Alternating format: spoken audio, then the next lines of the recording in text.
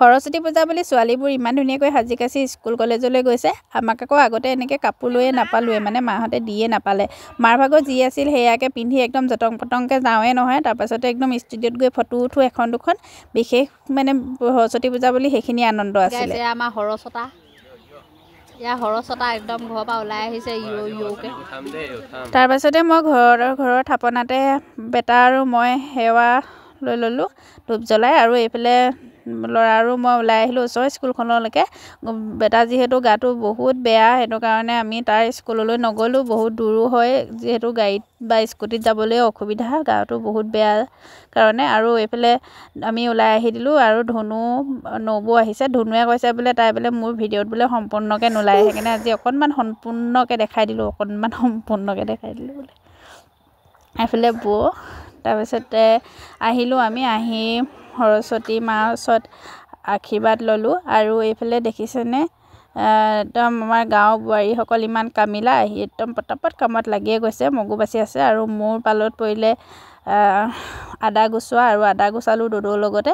আদা গুচাই এইফালে দেখিছেনে ভকত এজন দুজনকৈ আহিলে, তেওঁলোকৰ মানে যি কৰ্ম তাক আগবঢ়াই আছে। আৰু এইফালে এইকেইজনে আকৌ মানে একদম নাৰিকল কাটি বুটৰ লগত মিক্স কৰি আছে। আৰু এইফালে একদম আহি গ'ল আমাৰ চাহ খোৱা জেগাত একদম বোৱাৰীসকলৰ আড্ডা।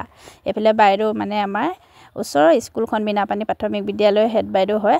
আৰু এইফালে সকলো আহি বহিলেহি। এইফালে আমাৰ বৌতি, এইফালে দেখিছেনে সকলোকে অকণমান দেখাই দিছোঁ, লগতে মোকো দেখাই দিছোঁ। সৰস্বতী পূজা বুলি বিশেষ একো সাজি কাচি অহা নাই, চিম্পুলকৈ আছোঁ। আৰু আমাৰ গাঁৱতে যিহেতু সকলোবোৰ চিম্পুলকৈ থাকে।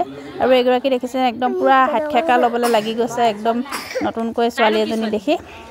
আৰু অকল এইখন হাতখেকা লোৱা মানুহে নহয় দেই, একদম ধুনীয়া ডান্সো কৰে। চাবচোন কি ধুনীয়াকৈ নাচে। এইয়া দেখিছেনে কি ধুনীয়াকৈ নাচিছে, একদম কঁকাল ভাঙি নাচিছে।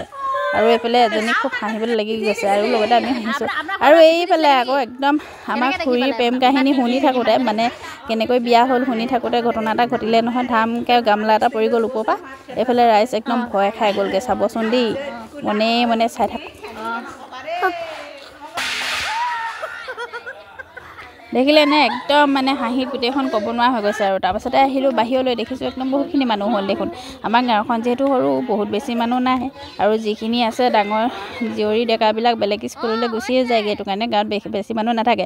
আৰু এইফালে একদম ফটো চলিছে দেই, একদম ফটো শ্বুট বুলি ক'ব লাগিব, চেলফি ল'বলৈ লাগি গৈছে। আৰু আমি ইয়াত থম মদন গোপাল হৈ বহি আছোঁ। এইফালে দেখিছেনে একদম পূৰা ফটো উঠাত ব্যস্ত। মই একদম সিহঁতকে জোকাৰি আছোঁ।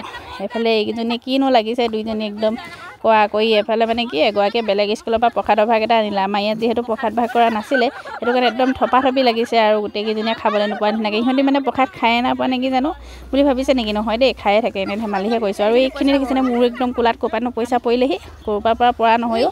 বেটাই মানে মোৰ ইয়াত নকলি পইচা দি থৈছিলে।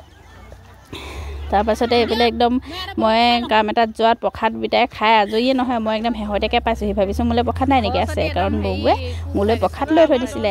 আৰু এইফালে একদম প্ৰসাদ খাই প্ৰসাদখিনি ফটো মানে ভিডিঅ' অকণমান উঠাই দিলোঁ। তাৰপাছতে ঘৰলৈ বুলি আহিলোঁ। এইফালে দেখিছেনে একদম মানুহবিলাক ঘৰা ঘৰি যাবলৈ গ'লেই আৰু আজিলৈ বাই বাই।